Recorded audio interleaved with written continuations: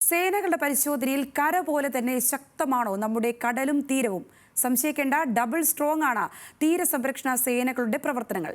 Kochi bureau തയ്യാറാക്കിയ report കാണാം. നമ്മുടെ തീരം സുരക്ഷിതമാണ്. കസ്റ്റംസും ഇന്ത്യൻ നാവികസേനയും കോസ്റ്റൽ പോലീസും അവരെല്ലാവരും സജ്ജരാണ്.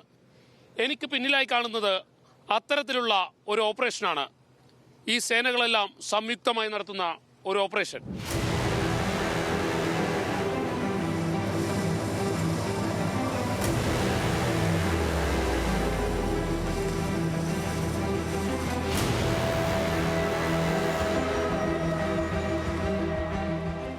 കള്ളക്കടത്തിനായി ലഹരി വസ്തുക്കളും കയറ്റി പോകുന്ന ഒരു കപ്പലിനെ കസ്റ്റംസ് പിടികൂടുന്ന ദൃശ്യങ്ങളാണിത്.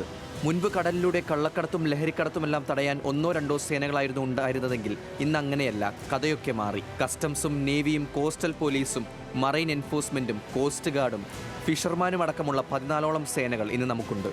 അതുകൊണ്ട് തന്നെ ശത്രു സേനകളും കടൽ കൊള്ളക്കാരും കടൽ വഴിയുള്ള ആക്രമണത്തിന് ഒന്നും അടിക്കും.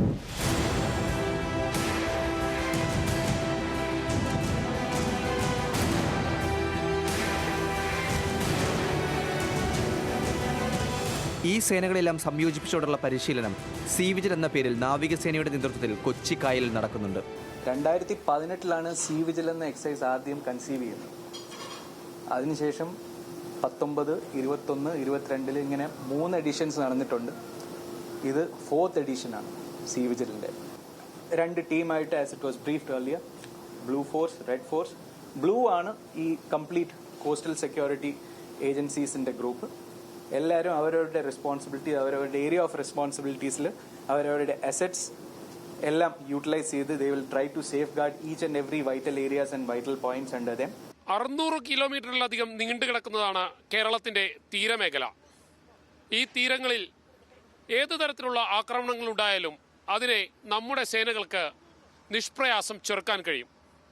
ക്യാമറമാൻ അഫ്സൽ രാജിനോടൊപ്പം ഷഹിൻ ആന്റണി, ന്യൂസ് മലയാളം, കൊച്ചി.